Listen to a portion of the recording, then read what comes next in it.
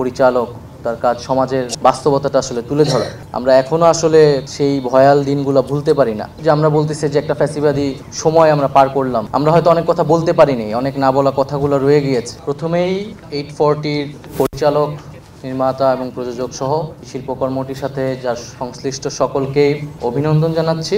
আজকে মূলত এটা দেখতেই আসা, হয়তো আমার এখানে কথা বলার কথা না, কিন্তু এখন যে কোনো জায়গায় গেলে তো আমরা তো এখন সরকারি লোক হয়ে গেছি, প্রোটোকল অনুসারে নাকি কথা বলতে হবে। অনেক অভিজ্ঞ লোকেরা রয়েছেন, সংস্কৃতি জগতের লোকেরা রয়েছেন, তাদের একটা দীর্ঘ অভিজ্ঞতা আছে বাংলাদেশের সিনেমা এবং সংস্কৃতি নিয়ে। আমরা তো 420 দেখেছি, আমার যতটুকু মনে পড়ে 7-8-এর সময় এটা ওই সময় রিলিজ হয়, যদিও আমাদের তখন অত বোঝার বয়স হয় নাই।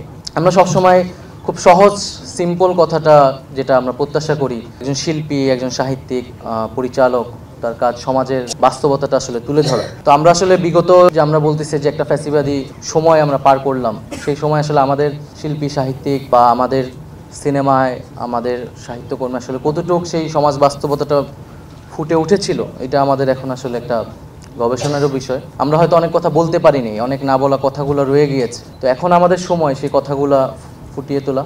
এবং ফারুকী ভাইকে আরও অনেক ধন্যবাদ, এবং এই সিনেমার সাথে সংশ্লিষ্ট সকলকেই। এই সিনেমাটা আমাদের 5ই আগস্ট ঘটেছে, বিজয় ঘটেছে, এখন হয়তো আমরা অনেক কিছু বলার সুযোগ তৈরি হয়েছে, কিন্তু এই সিনেমাটা 5ই আগস্টের আগেই তৈরি হয়েছে, এটার প্রক্রিয়া শুরু হয়েছে, এবং 5ই আগস্ট না হলেও হয়তো এটা রিলিজ হতো বা হওয়ার উদ্যোগ নেওয়া হতো। পারতো কি পারতো না সেটা হয়তো আমরা বুঝতে পারি। তো সেই জায়গা থেকে আমরা বলবো যে আমরা ফ্যাসিজম আমরা বলি, এবং ফ্যাসিজম কেবল রাষ্ট্রের বিষয় না আসলে, এবং আমরা শুধুমাত্র স্বৈর শাসকের পতন ঘটিয়েছি এরকম না। ফ্যাসিজম হচ্ছে যেটা সমাজের রন্ধ্রে রন্ধ্রে ছড়িয়ে যায়, মানুষকে কলুষিত করে, মানুষের মনস্তত্ত্বকে পরিবর্তন করে দেয়। আমরা হয়তো রাজনৈতিক একটা লড়াই মধ্য দিয়ে আমরা এসেছি, সেই লড়াইটা এখনও চলমান, কিন্তু আমরা যদি নতুন সমাজ এবং নতুন মানুষ তৈরি করতে চাই, তাহলে আসলে সেই মানুষের মনস্তত্ত্বটা পরিবর্তন প্রয়োজন, এবং সেটার জন্য সবচেয়ে গুরুত্বপূর্ণ যে দুইটি সেক্টর, সেটা হচ্ছে শিক্ষা এবং সংস্কৃতি। তো সেই জায়গায়, এবং এটা কেবল সরকারের উদ্যোগে এটা সম্ভব হয় না,